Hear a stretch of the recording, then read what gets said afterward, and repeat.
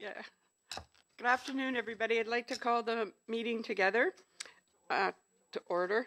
Together to order. For attendance, we have everybody here, and Trustee Burgess is joining us electronically. A motion for approval of the agenda. Trustee Cook, Trustee Leclerc, all those in support? Support. That's carried. Thank you. And motion to convene to private session. Trustee Nelson, Trustee Leclerc, all those in support. We're moving now to private session, and we'll be back out at 7 o'clock. Thank you.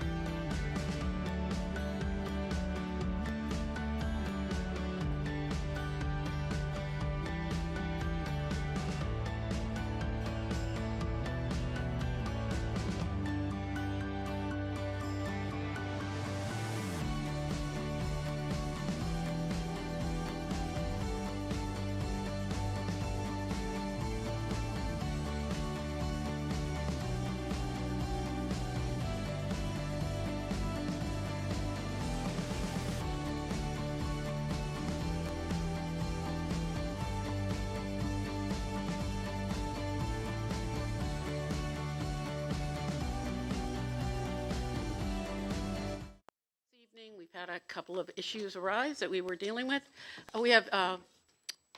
We're going to begin this meeting with the Education Committee, and I'm calling everyone to order, and we'll start with the land acknowledgement from my Vice Chair, Kim McKinley.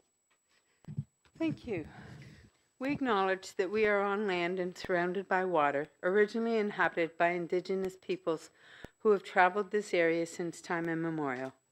This territory is within the lands honored by the Wampum Treaties, agreements between the Anishinaabe, Haudenosaunee, Lenni Lenape, and allied nations to peacefully share and care for the resources around the Great Lakes. Specifically, we would like to acknowledge the presence of the Huron-Wendat peoples and the Three Fires Confederacy, Ojibwe, Odawa, Potawatomi. We are dedicated to honoring Indigenous history and culture while remaining committed to moving forward respectfully with all First Nations, Inuit, and Métis. Thank you, Trustee McKinley. We have in attendance all of the trustees this evening. Trustee Burgess is on the phone. May I have approval of the agenda for this evening? Trustee Leclerc, Trustee Sipcar, thank you. All in support? Any conflicts of interest? Thank you. Any conflicts of interest for this evening? Seeing none, may I have approval for the minutes? Trustee Hatfield and Trustee Cook, all in support of the minutes? Any business arising from the minutes? Okay, we're going to get right into presentations, and we're going to begin with the scholarships and awards with Superintendent Dubin.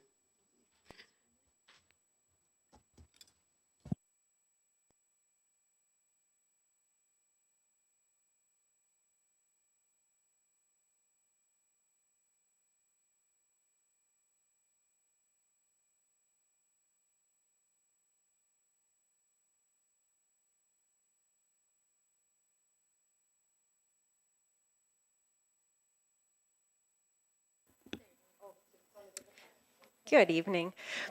One of the highlights in my short time back at Greater Essex has been my involvement with the Scholarship Selection Committee. As you know, each year, graduating students from all of our secondary schools are invited to apply for several different centralized scholarships and bursaries, in addition to those that are available at their schools. We continue to improve and streamline the process, and we now have students submitting one application package online, and they're considered for several awards with that one package. My amazing admin assistant, Trish Del Papa, organizes all of the student application information for the selection committee to review. This year, our committee included Chairperson of the Board, Gail Simcoe Hatfield, Trustee Connie Buckler, Riverside Secondary School Principal, Dina Salinitri, Bell River High School Principal, Larry Ash, and myself. And because we had such a large number of applications, Dina and Larry reviewed all the packages first, created short lists for each of the awards, making the job of our selection committee a lot more manageable. We met then as a committee, decided on this year's scholarship and bursary recipients. The achievement, the demonstrations of leadership, the community service activities of these students is inspiring, to say the least. I think I could speak for all of the committee members in saying that we were amazed that students could accomplish so much at only 17 or 18 years of age. And I think we all felt a little shamed by the amount of everything that the students had done by that time in their lives compared to what we're doing. Tonight, I'm pleased to share with you the names of our award winners and a brief explanation of each of the awards.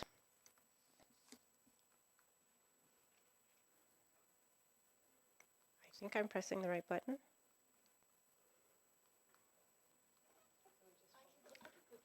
Well, it's not plugged in, that's why. This is not in. That would explain why.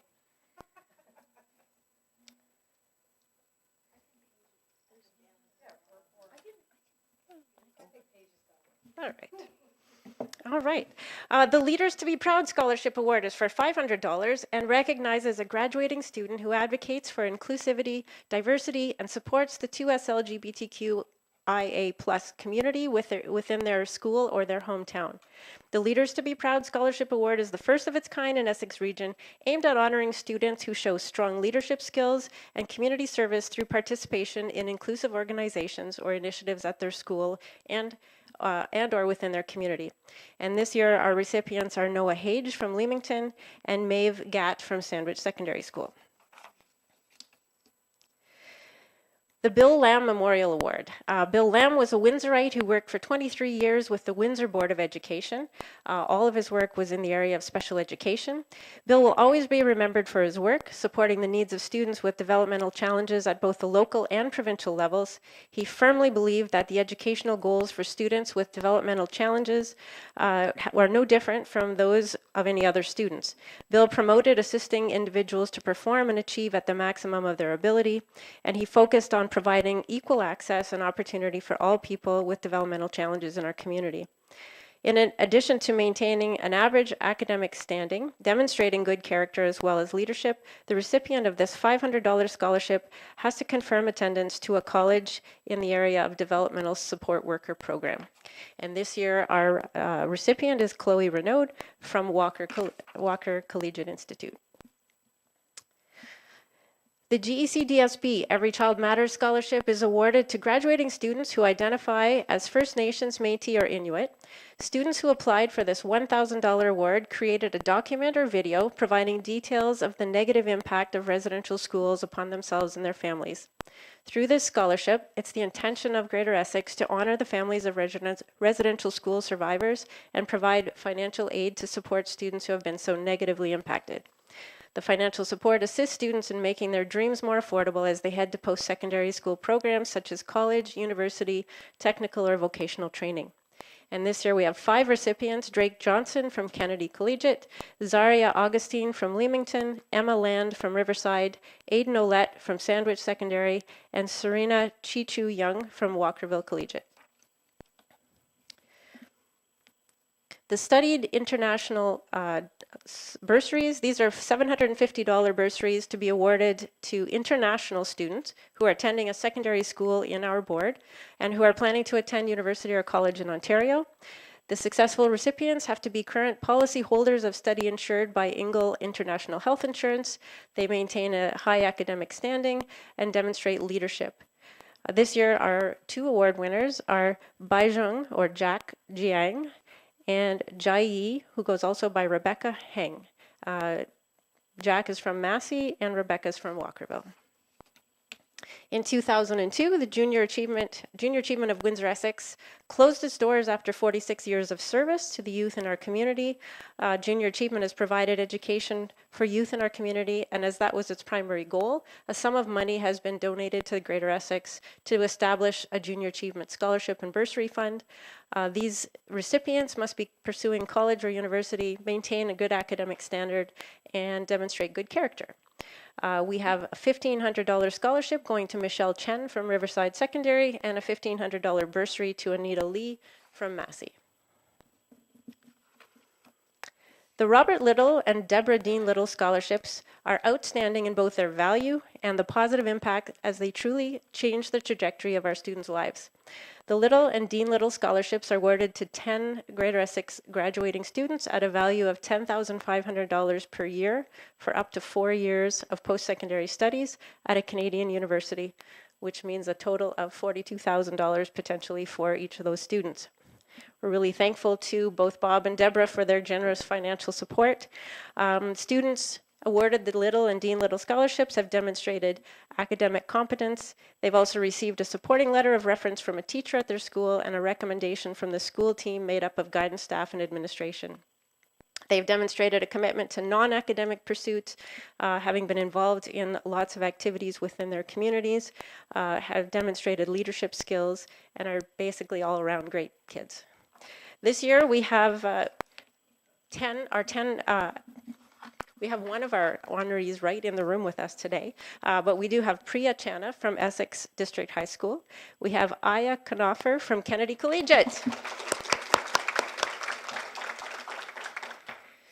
Janaea Wilson from Herman, Nicholas Lougheed from Leamington, Sophia Miao from Massey, Rosia Tan from Massey, Maya Foreman from North Star High School, Joanna Dunas from Tecumseh Vista, Chase Ferrand from Tecumseh Vista, and Jenny Kamjo Nwaga. The W.L. Clark Scholarship in memory of Willis Lumgar Clark. The W.L. Clark Bursary Fund was established. Mr. Clark was the former editor of the Windsor Record newspaper, which later became Windsor Star.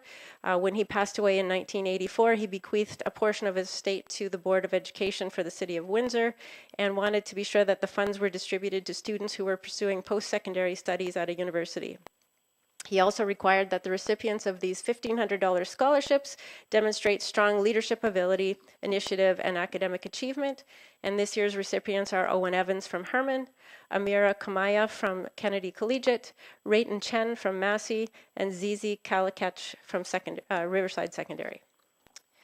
And our final award, the William Barrett Scholarship. This $1,500 award is given in the name of Mr. William Barrett. As a student from Windsor, he studied in engineering at Queen's University. He received the IODE bursary, and now his wish is to support a young person in Windsor to further their educational goal in engineering. They have to be attending a university program, engineering in a Canadian university, show leadership, initiative, and high achievement while also participating in school activities. And this year's recipient is Sean Holmes from Walkerville Collegiate. So we're continuing a tradition that started last year, whereby we're holding a special scholarship celebration reception for students and their guests. The event is being held next Tuesday, June 13th, at the Other Place Reception Center on Walker Road. We have hors d'oeuvres and refreshments at 5 o'clock with the formal program beginning at 5:30. And award winners will each be recognized during the presentation, during which time we will share a short bio of each student. We welcome all trustees and senior team members to attend. And if you would like to attend, please RSVP to Trish Del Papa by Thursday of this week. And finally, we look forward to congratulating these outstanding students and celebrating their accomplishments with them next Tuesday. We hope to see a number of you there with us. Thank you.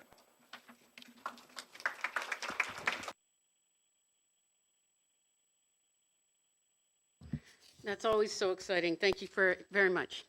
Now we have the Indigenous Education Update with Dr. Howitt.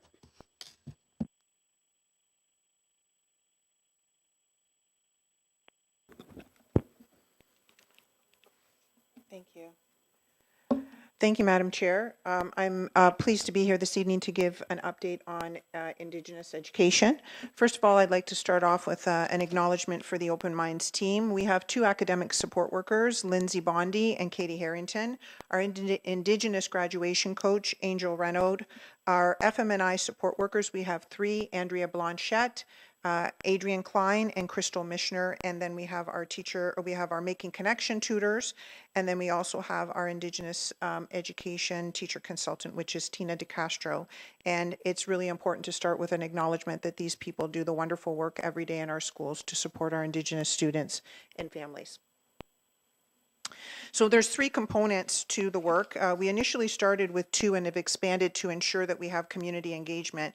I always imagine it as two arms of the work. What do we do to support Indigenous students? And secondly, what do we do to support staff and students in the board who are non-Indigenous in understanding and respect for Indigenous people, culture, and history? And then that third arm is how do we best engage the community?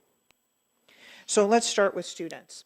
Indigenous students. One of the first things our board has done is we offer the service. Although parents do not have to work with the school board to garner support of accessing dollars of Jordan's principal, we do offer a service of helping to facilitate that process for families. So as you can see here, these are the applications for this year.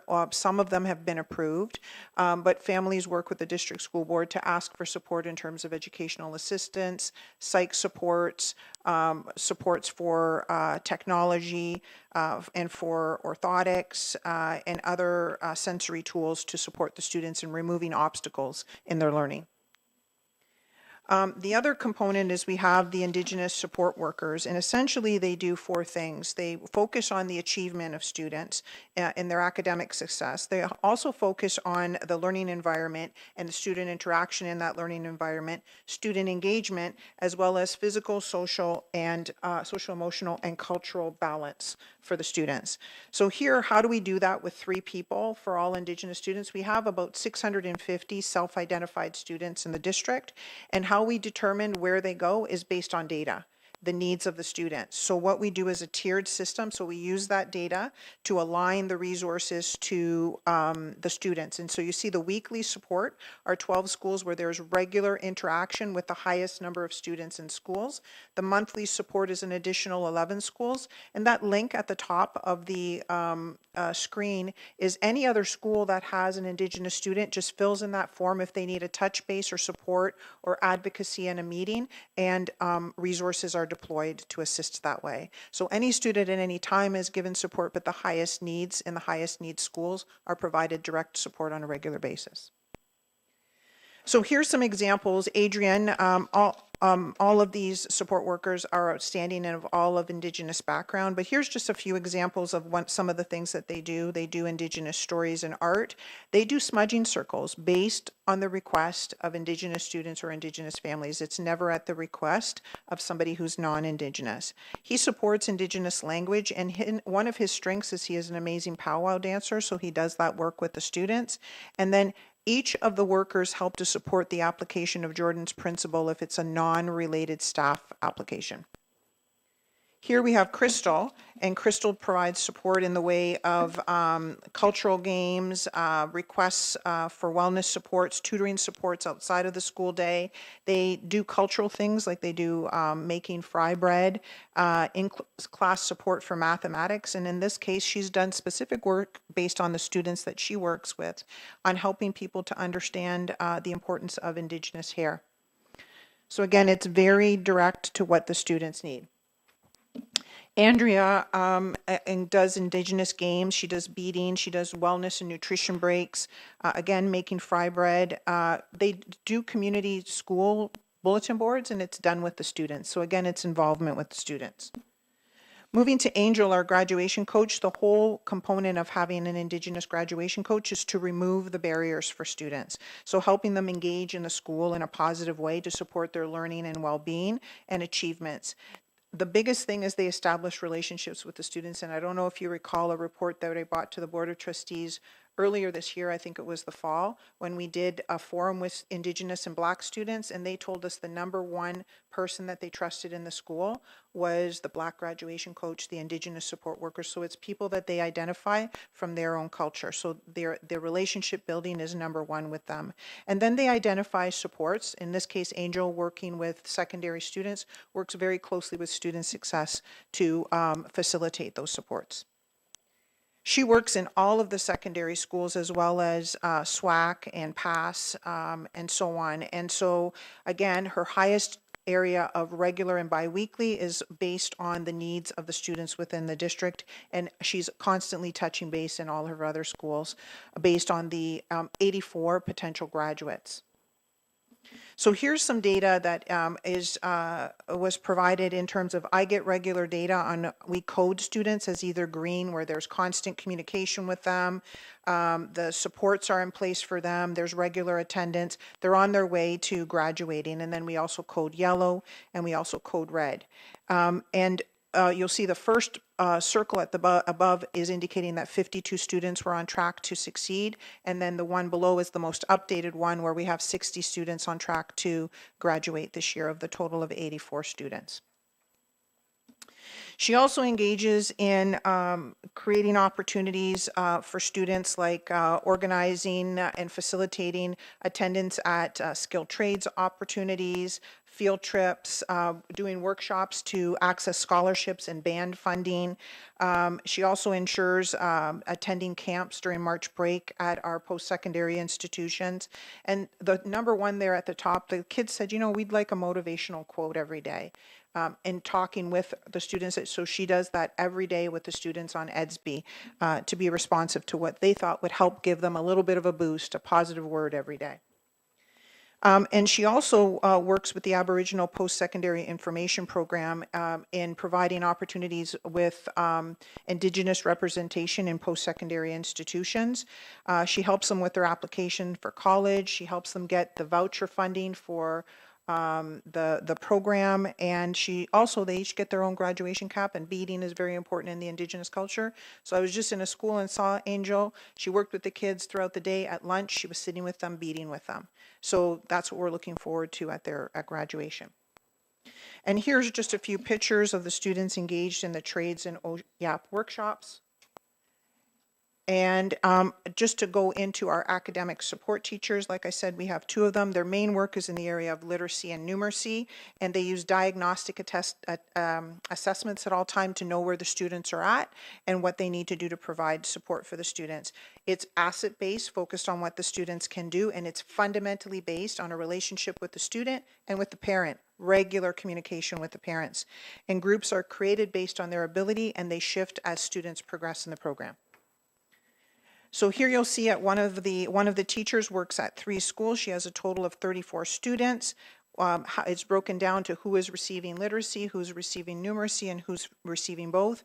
In the case with this teacher, 4 have moved out of the program because they've met all their expectations. And they follow the strategies of the science of reading in our math vision.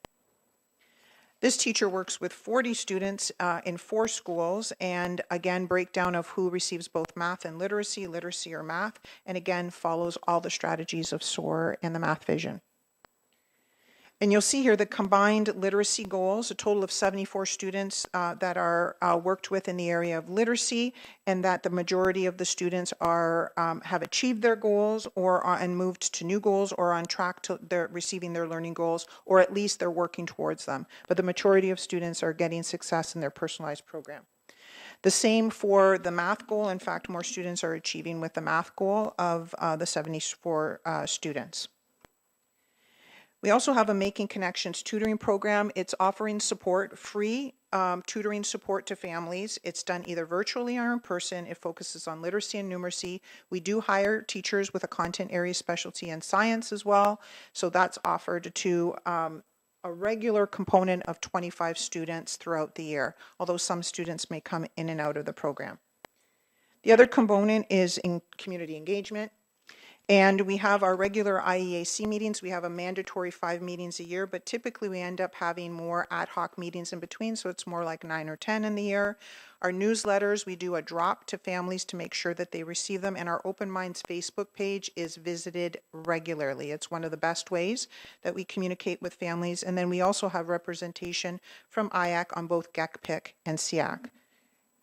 And I'll talk to 2 of the other items in terms of community engagement. We do our winter round dance, which is an evening of song and dance, extremely well attended.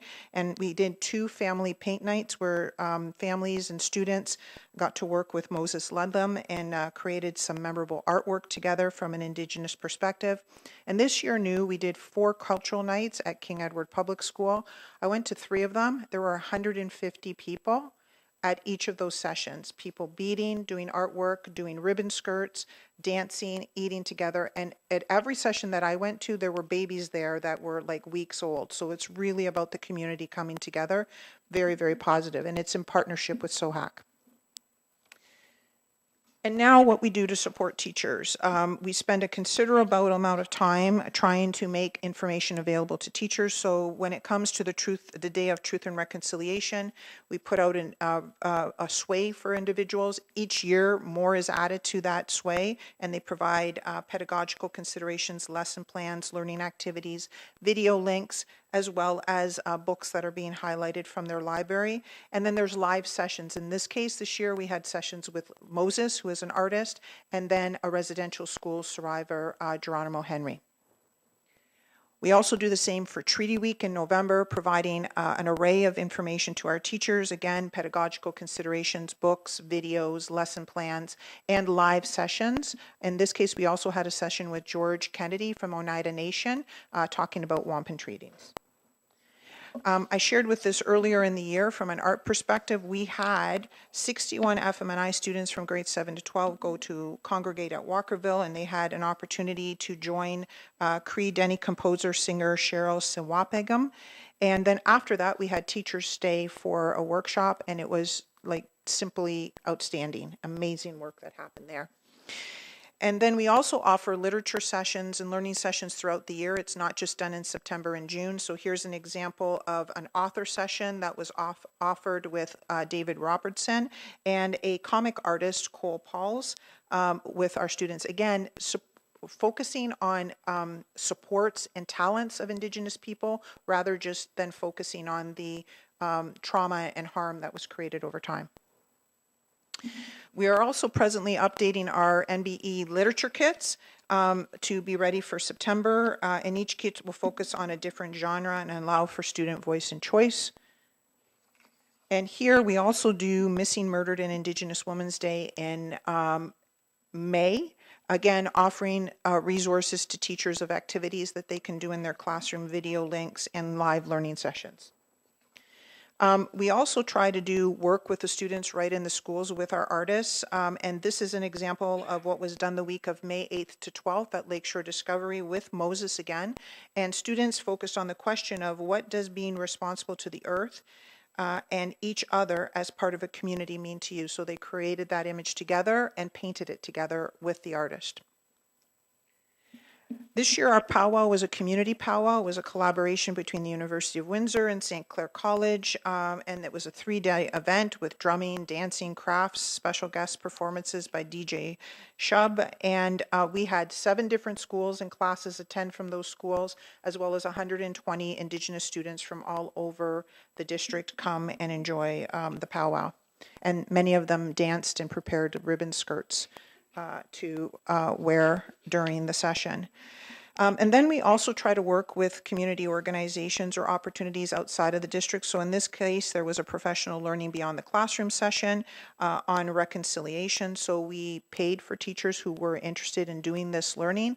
They attended the sessions. They got a certificate of completion. They attended live synchronous sessions with the leaders of those sessions, and then a teacher consultant, Tina DeCastro, also offered additional sessions for unpacking the learning. In this case, this is what we did in terms of Canadian and World Studies, Science and Humanities for subject specific, but they worked with the Indigenous Justice Coordinator and Legal Assistance of Windsor. And they focused on the significant legislation and policies by Canada that impacted Indigenous people in various ways historically. And then all of the secondary teachers that attended this session also received the book. And then we do sessions with FMNI EAO. And they offered sessions where, again, we provided release for teachers to attend, and those teachers who could not attend because we had limited space had access to links. And it was connected to different subject areas of how they can infuse Indigenous cultures and perspectives. And lastly, this is Indigenous, National Indigenous History Month. So we put out a calendar, it's digitized, and elementary classrooms have the opportunity to attend special sessions offered in partnership with Art Windsor Essex, and the focus of the learning is water protectors, and there's all kinds of activities that they can do throughout the month, again infusing the learning of Indigenous culture and people throughout the year, not just at the commencement of the year or on one special day. And with that, if you have any questions, I'm glad to answer them. Trustees, any questions? Oh, our student trustee Page would like to ask a question. Thank you. I just had a question in regards to the Indigenous student support workers. So for the students who don't regularly work with an Indigenous student support worker on a weekly or monthly basis, do they only have access to those workers when they reach out through the form, or are they checked in on by those workers periodically throughout the There year? should be a check-in with them, especially if there's anybody in risk in any way. Some of them are just a touch base because kids are moving along. Again, we code the students. So there's both ways that they can, and through administration. Okay, thank you. You're welcome. Anything further? Thank you so much for that You're report. welcome. We have no delegations this evening, and we have no one on the speakers list. Do we have any new business this evening? Seeing none. We have one report to be received on the summer learning program. Do we have any questions on that? It's always a valuable program that we run here at our board. No questions on the summer learning program? This is trustee question period. Any questions this evening? Seeing none. Any notices of motion? Seeing none. Any announcements this evening? Trustee McKinley. Oh, student trustee Page. Thank you. I just want to share that Bell River District High School will be hosting a Pride event this Friday, June 8th. They're hosting a yard sale and bake sale put on by the students, and all proceeds will be donated to the Run for Rocky organization, and that will be held at Bell River High School from 3 to 7 p.m. on Friday. Thank you, Paige. Trustee McKinley? Yay. I think the yay is for you, not for me.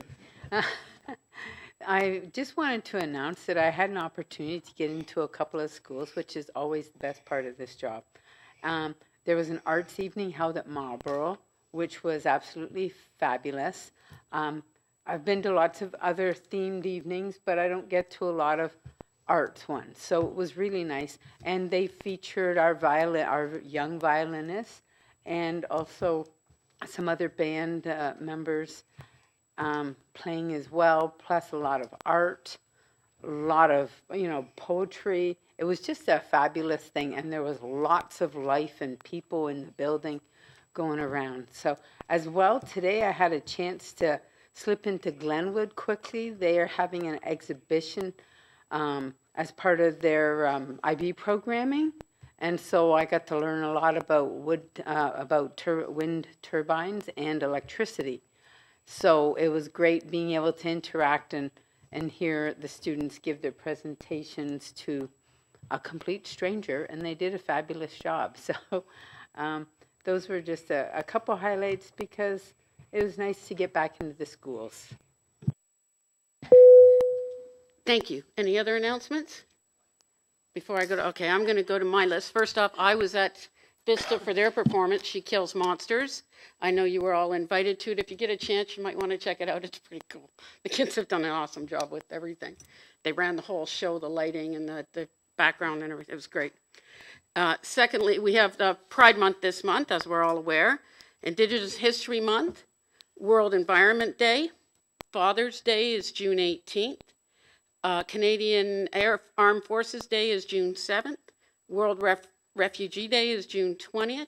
Summer Solstice is June 21st. National Indigenous Peoples Day is June 21st. It's a busy day. And World Music Day is June 21st. Canadian Multiculturalism Day is June 27th. We also, I know each of us gets our invitations, and for the most exciting part of our year is we have graduations coming up very shortly. And I just want to send early congratulations to all our wonderful graduates that have worked so hard. Thank you very much. With that, I'd like a motion for adjournment. Trustee Leclerc, Trustee Cook, thank you very much. We're going to convene to Ops and Finance.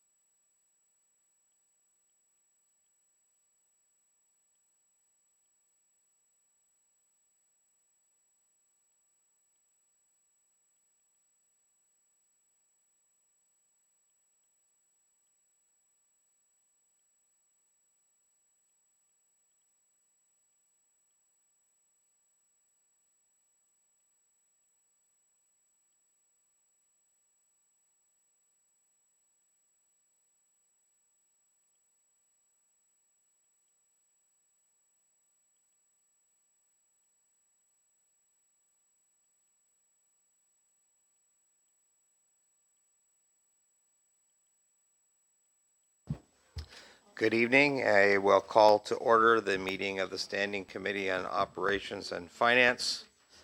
In attendance, it's the same as it was for the previous meeting.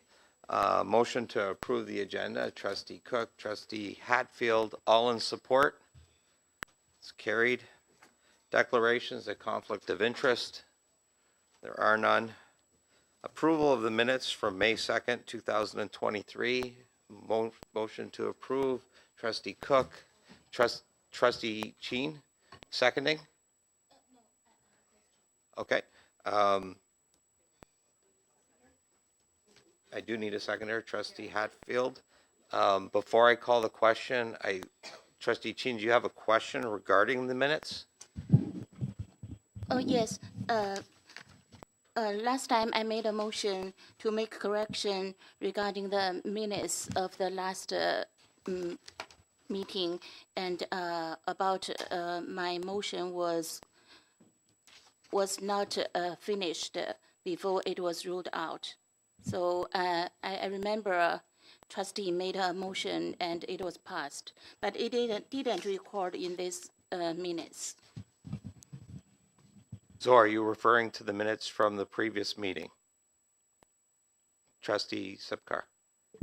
Yes, sorry, I'll just jump in. I was vice chair of that meeting, and I think what I think Trustee Chin, what it should say is that the minutes of April 4th, Operations and Finance be approved as presented. It should be as amended. There was an amendment. Which page are you on? Page 1. Page 1. It should really be the meeting be approved as amended. The minutes were, there was a slight removal of a sentence or like a, I Okay. mean, we can go look at the live stream for the exact wording. I don't have it in front of me, but it really should just be say as amended. Okay, so, Just at the bottom of Right, page 1. So got it. I'll So- motion to amend, instead of it saying as presented, it should be as amended. And then those minutes from April 4th should be amended. okay, so with that slight amendment, all in support? Support. Opposed? Carried. Business arising from the minutes? No business arising. There's no presentations, no delegations, no speakers list. We do have a housekeeping item, which is short-term financing of capital projects. Have somebody to move that. Trustee Hatfield and Trustee Cook. Does anybody have any questions on the short-term financing of capital projects? For those that are new to the board, this is borrowing that we approve on an annual basis, although we rarely actually have to use it, but it's something that's there in case of cash flow requirements dictate. Trustee Sipkar. Thank you, through you, Mr. Chair. I know that we're approving the bylaw this evening to increase the amount, if I'm understanding correctly, or is it just to have the same amount and just approve it for the Board of Trustees? We do this on an annual basis. Sorry, I'm just asking if it's an Yeah. increase or not. That's all I was asking. No, it's not. It's just that it's housekeeping. It's as Mr. Mayu had explained earlier to me that we have not used it in the past, so I don't know why we didn't increase it since we don't really use it, but it's something that we have to have just in case of a cash flow shortfall. Trustee Sipkar. Thank you. I appreciate that it's just a housekeeping. I was curious because for two reasons. One, with inflation, but also with interest rates having risen, if it was of issue, but it doesn't sound like we tap into this. It's just for for as needed. Okay. And for further clarification, if there was a need for us to tap into it and there was interest, the province actually picks up the interest costs. So, all in support? It's carried. Support. So this one is item K1. It's a report to be received. It's a 2023-24 draft budget update.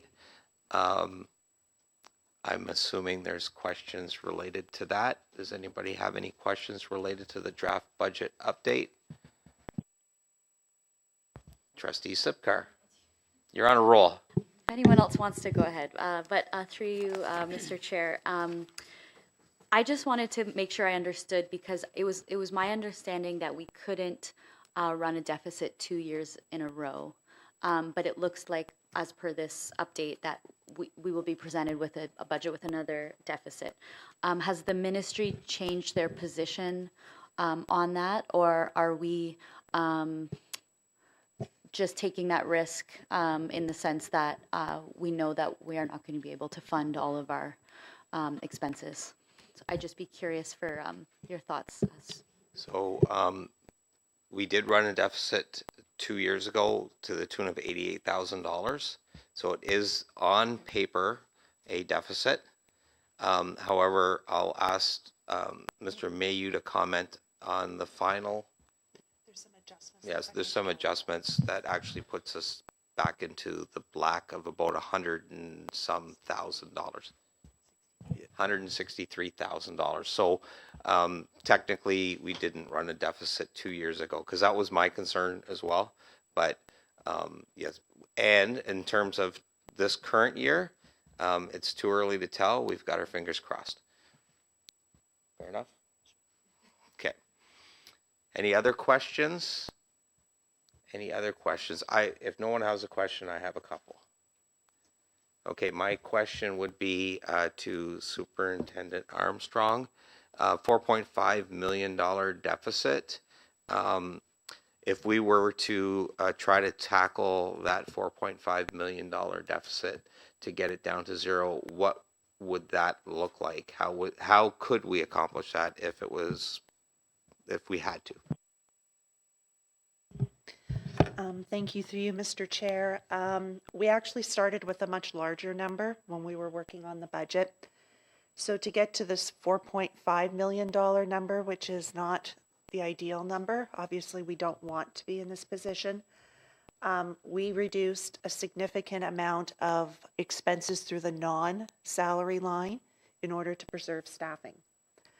There is no room left to make any adjustments through non-salary adjustments in order to get to zero.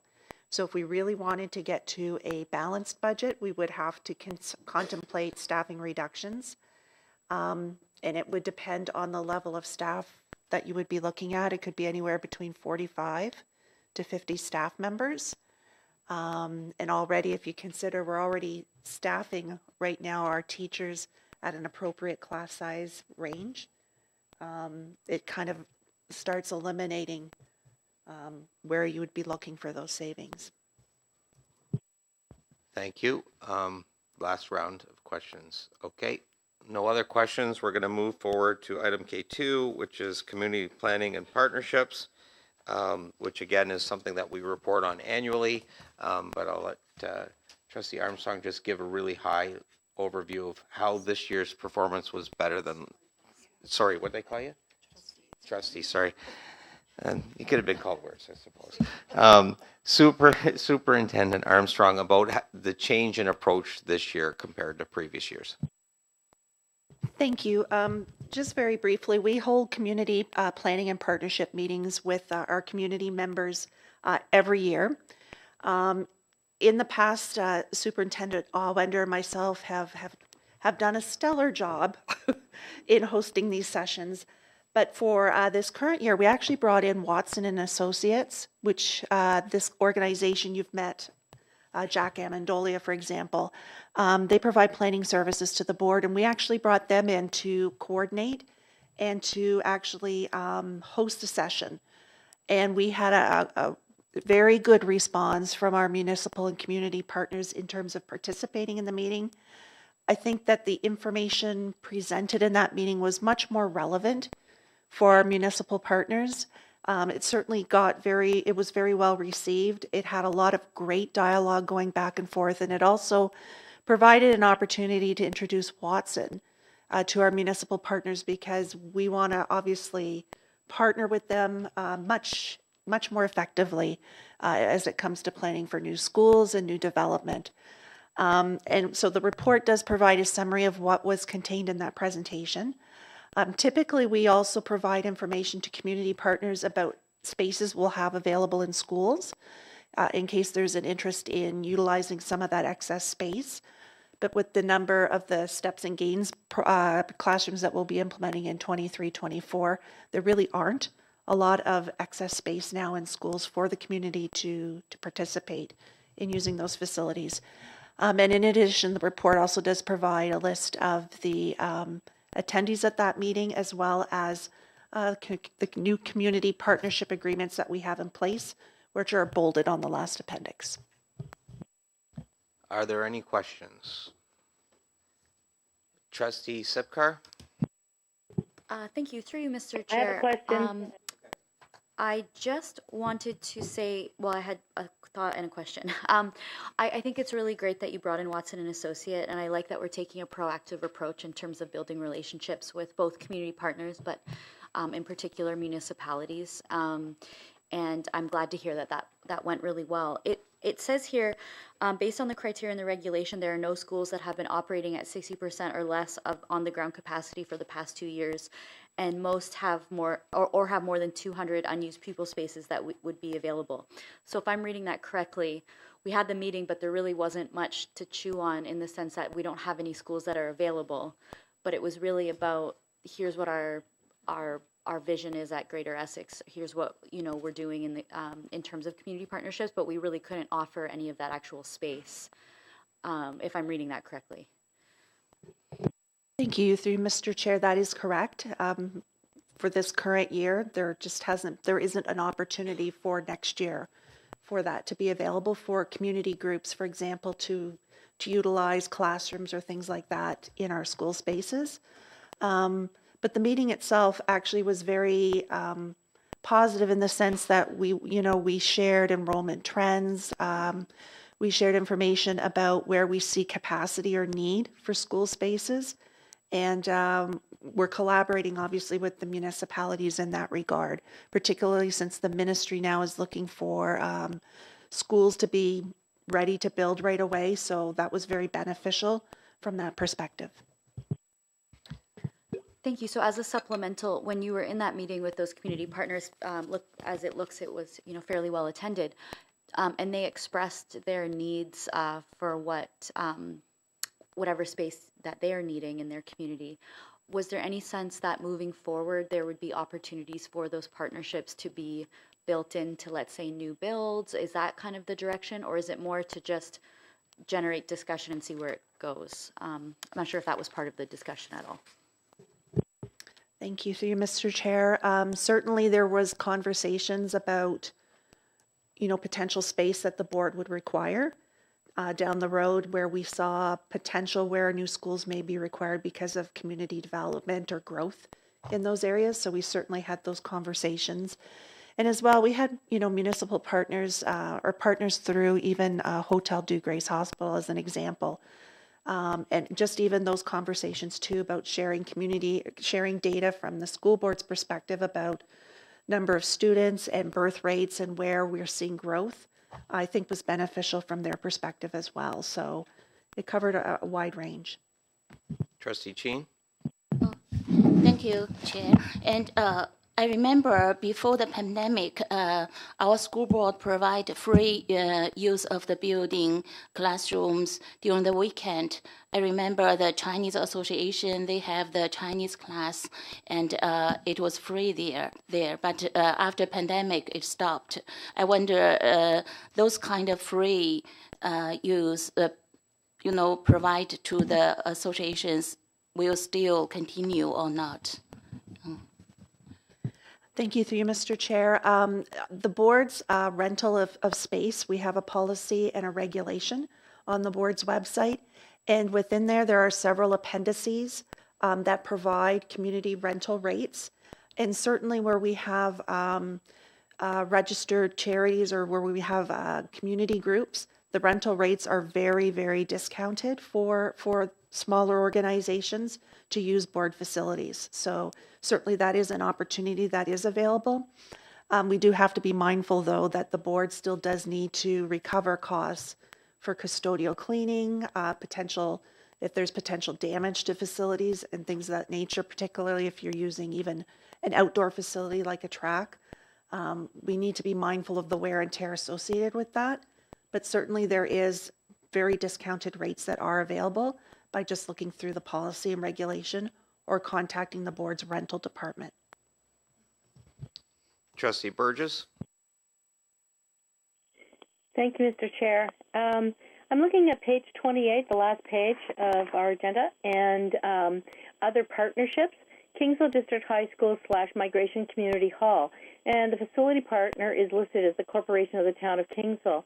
I wonder if Superintendent Armstrong could possibly explain what the facility partner of the Corporation of the Town of Kingsville means in regards to the high school / Migration Community Hall. And I would like to explain what the Migration Community Hall Kingsville Incorporated is and what kind of partner they are. Thank you, through you, Mr. Chair. We have a very long-standing an agreement with the town of Kingsville with respect to the use of the Migration Community Hall. So that's what that reference is, and it's been consistently presented that way now for a number of years. As somebody who sat on the board of the Migration Community Hall Kingsville Incorporated Community Use Board that came into being at prior to the fundraising for the capital for that building to be built, the town of Kingsville has never used it. And although they had one member on the community use board, I am unaware of any facility agreement with the town of Kingsville. I would really like to see that spelled out, because the corporation of the town of Kingsville doesn't own any part of it. They don't lease any part of it. They don't rent any part of it. In what way are they partners? Except that in the organizational structure of the community use board, that is, the principal has final say on that agreement of outside of school hour use, that a request can be made to use the space, and that the town of Kingsville is entitled to have one member on the board for that decision making. But otherwise, I think that really exaggerates the corporation of the town of Kingsville as far as a facility partner goes. Thank you, Trustee Burgess. We'll take that under advisement, and Superintendent Armstrong will reach out to you to discuss it further. Only noting that it's been a long-standing item listed this way for many years. So we'll leave it for contact and follow up with you. Are there any other questions regarding this report? Seeing none. We're into trustee question period. Are there any questions of trustees? Trustee Hatfield.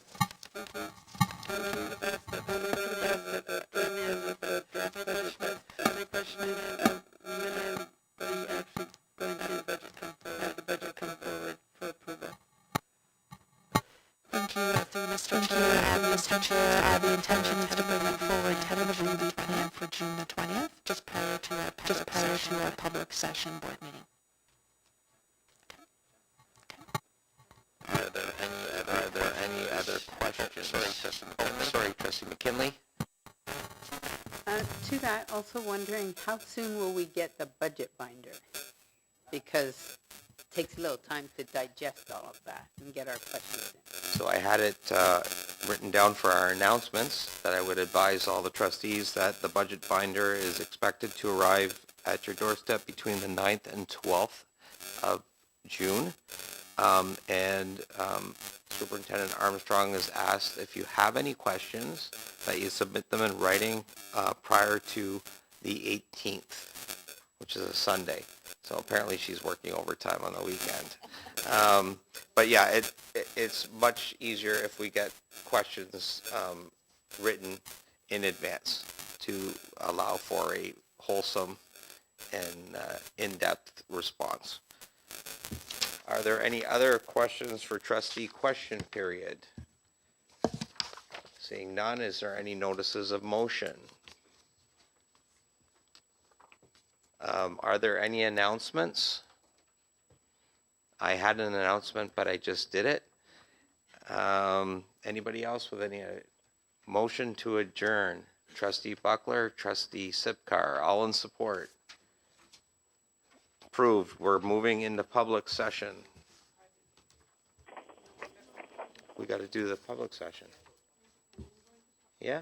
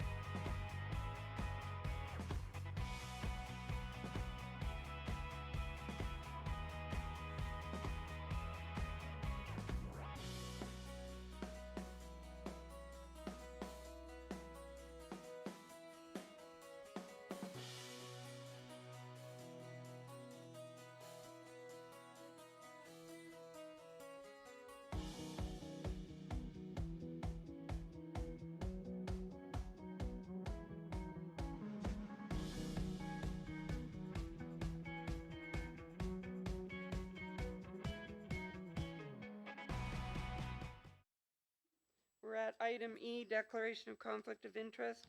Does anyone have declaration? Seeing none. Item F, actions of board meeting private session. There was a motion passed under item H4, the chair's report. Someone to move that? Moved by trustee Cook, trustee Leclerc. All those in support? Support. Support. That's carried. Thank you. The minutes of the last public meeting, May 2nd. A motion to approve the minutes. Trustee Buckler, trustee Leclerc. All those in support? Support. Carried. Thank you. Any business arising from those minutes? Seeing none. I don't believe there are any recommendations from, was there? From any of the committees? No? Ops and Finance? Was there a recommendation from Ops and Finance? No. No, they were just reports that were received, right? Okay. Any notices of motion for the public meeting? Notice of motion? No. Then we've concluded our agenda, and I will declare the meeting adjourned and thank everybody for their time. Item J1, Ops and Finance, was a recommendation that needs ratification at the regular board meeting.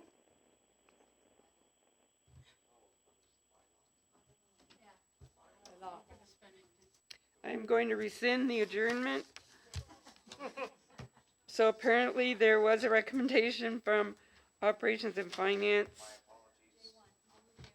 Moved J1 by trustee Sipcar, seconded by trustee Leclerc. All those in support? That's carried. Thank you very much. Now, last call, I will declare the meeting adjourned. Thank you very much, everybody.